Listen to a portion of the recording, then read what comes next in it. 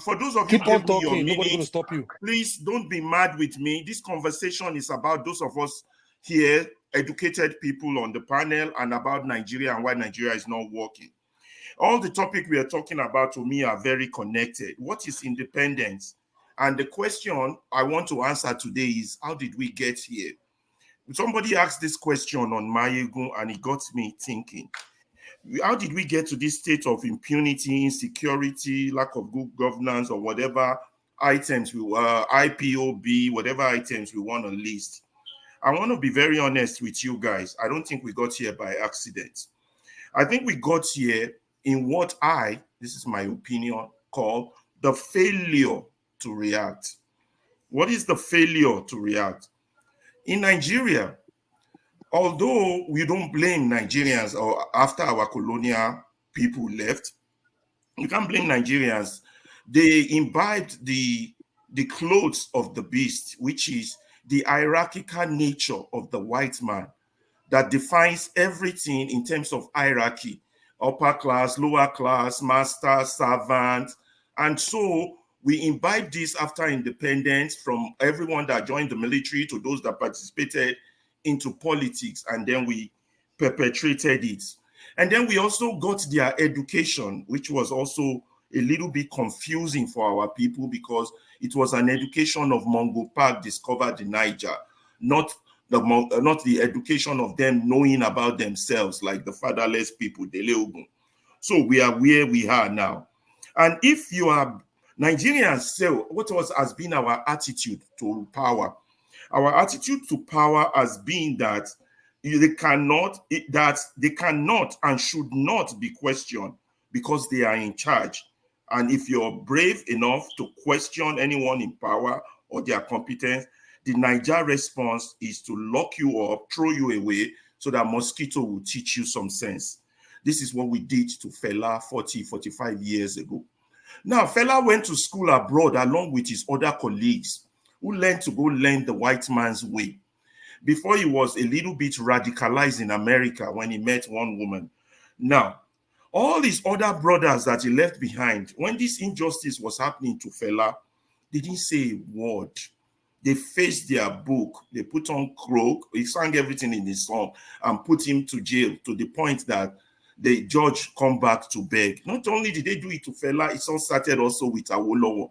The Awolowo case, the judge throws him in jail, and judge's statement was, "My hands are tied." It begs the question: if you go to school to be a doctor, a carpenter, a lawyer, and your hands are tied, would you want a doctor whose hands is tied to treat you, or an engineer whose hands is tied to build your bridge? That is the question that we face. So our problem lies with the educated people and the type of education we have. And me and you here speaking today, we are one of them. We are one of them because we don't react. Let me take you spiritual now. I'm a man of faith. And when I ask for forgiveness from God, I say, God, at least in my church, we say, forgive me for the things I've done and for the things I have failed to do. One day it struck me, why should the things I failed to do be a sin? Shouldn't it be the things I have done that should be sinful? Yeah, but the thing, God has put a mandate on each man that what you do not do sometimes can become a sin. The same thing you could, and that takes me straight into nature. Nature abhors non-reaction. If you look at physics, for every action, there's always an equal and opposite reaction. If nature abhors not reacting, then why are we human beings not reacting when things happen? We just stay calm for one reason or the other. We could outline that in several books. So here we are where our country is, and we still perpetrate these activities right here on this panel, whereby everybody's opinion is this. Everybody is quick at condemning this, condemning that, condemning Tinubu, condemning the government. But do we take a mirror and look at ourselves and say, what is my contribution to this? You know, I respect, if you want to look at life in itself, evolution in itself is a reaction. If nature tries to destroy you, you fight back. When bacteria attack your blood cells, the body immune system fight back. If you don't react to change or evil, you will go extinct. And that is the story of Nigeria right now. We're gradually going extinct because we are justifying non-reaction for non reason or the other. So let us look at each other and see how each of us respond. We have the likes of Dele. He's acting his role now. He's talking every day. We have the likes of Elvis acting his role, talking every day. The likes of Omoye Kona talking. The likes of Rudolf talking, and the likes of those of you here talking. But the fact is that sometimes, even while you're talking, you see this very little injustice in front of you and you still don't react. This is part of it. And there are those that are reacting, but they are reacting in the wrong direction. They are reacting in the direction of the storm. The storm is coming, they are reacting, they are heading the storm. They call themselves intellectuals. And I attack those ones, not attack them. I mean, I attack their point of argument, the attack of issues that, don't you know that position you just held contributes to the oppression of my people? Well, everybody's educational level is different. You might be thinking as a professor, but they are still at elementary level. So you got to come back to that level. That's why my colleagues, I debate, others I teach. We have to teach ourselves as Nigerians that this issue of not reacting, particularly those of us who are privileged, we need to check our privilege, and we need to examine our sense of privilege and say, what am I reacting to? Is the reaction enough? Should I react more? Should I react less? Now, don't react to the point of killing yourself. That might be dangerous. Obi in his position is reacting. Like I said, Fela has reacted, he's gone to his grave now. Nigerians that are jackpying, they are reacting. They are escaping from something. And the Nigerians that are already jackpot, but yet could still find mentally in their head to defend the insanity that is Nigeria currently, or justify the action of the morons that are ruling us, they have a problem. I can't define their problem for them because I'm not a doctor, but the fact still remains. Reaction matters. Now, reaction doesn't come in carrying placards only. It doesn't come in marching. It doesn't come in this revolutionary thought that is in people's head. Reaction comes in having the right strategy. Reaction comes in voicing your voice when you have a voice. So go and thank somebody like Rudolf for giving Nigerians a voice, because that was what has been missing since the beginning of independence. Nigerians have no voice. Their voice has been taped and solidly quieting. And we need to emphasize that we need to take a mirror and evaluate ourselves. Each time we talk, each time we push the tribal agenda, the political agenda, whatever agenda we push, is it fair to all concerned? Is it good to all concerned? Is it punishing to all concerned? You understand? It's like a preaching, I know. But somebody got to say this, because if you don't react to evil, that evil will consume you. Eventually, I can list leaders that didn't react when they were supposed to do. The evil consumed them.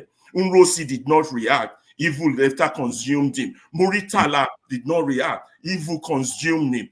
The likes of Obasanjo, I believe that God wants, and Babangida, God wants to give them a long life so that they can see the ruin that they have created.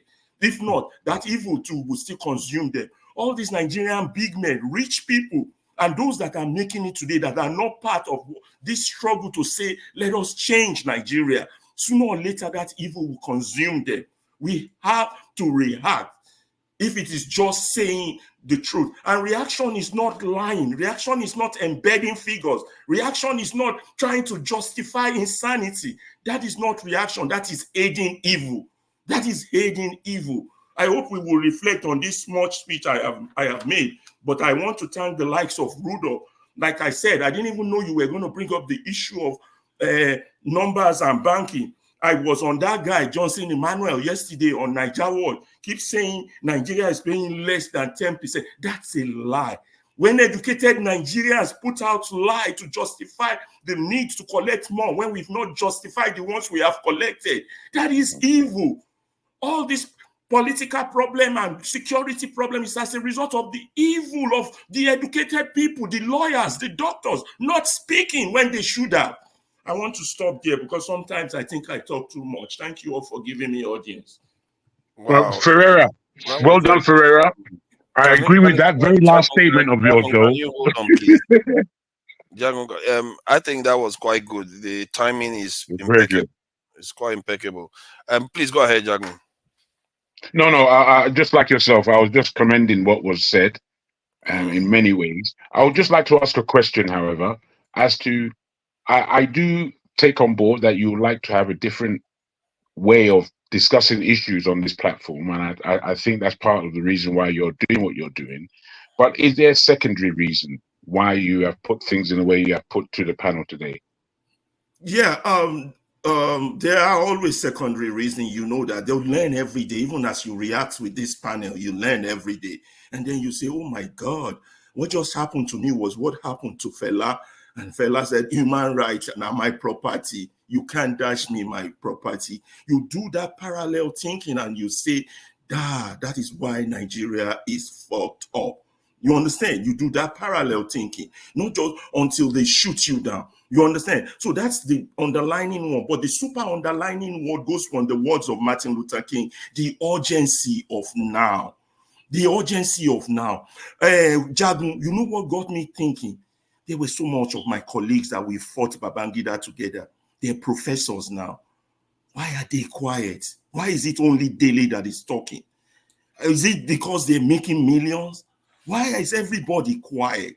How can we be quiet? Because what we are doing now is worse than what Babangida did to us. But I understand. I'm not blind to the cultural perspective of things.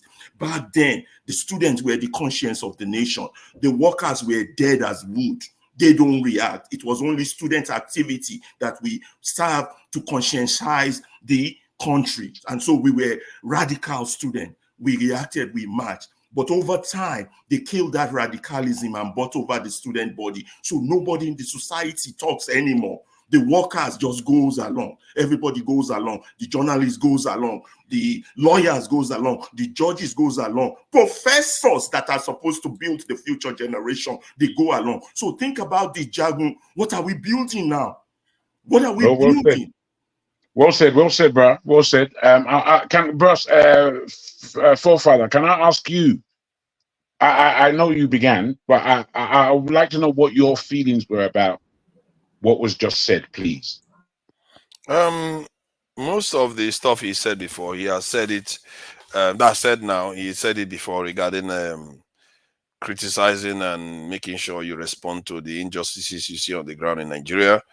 The one that jumped, because I know all those already, which I agree with. The one that jumped out is the one that he still repeated, that people are lying about the tax, when clearly the information that we are sharing is a totally different one. The information is about tax revenue, money you get from tax versus the GDP of the nation. It's not about individual tax. It could be from anywhere. The tax could come from anywhere. That's what we're talking about. Yeah, please go ahead. It was to compare tax revenue to GDP. Let me ask you this simple question.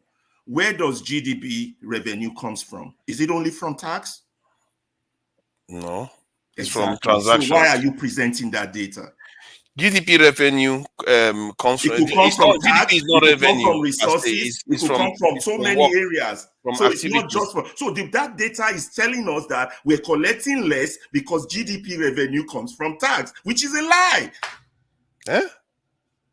You didn't get me. Let me repeat GDP revenue doesn't come from tax. It does, but that's not the only GDP thing revenue. that makes GDP revenue. Tax is not. Sorry, Ferreira. GDP is so way larger than tax. I know. We're saying the same thing. GDP, not the other way around. So tax why would you? Can you just listen, please? Tax has to come from GDP, not the other way around. That's how it works. I never heard that before in my life. Go on. We can move on. We didn't know that.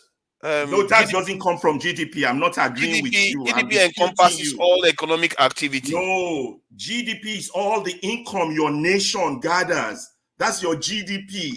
All of them, isn't it? All the income. Taxes, then they take tax from selling them. Materials, resources, everything your nation gathers, that's your GDP, gross domestic product. Exactly. All the financial and economic Yeah, so activity don't in the connect country. tax and GDP, because tax is not Why the not? only thing that generates GDP. Let's just stop there and move on. I don't know whether you understand the concept.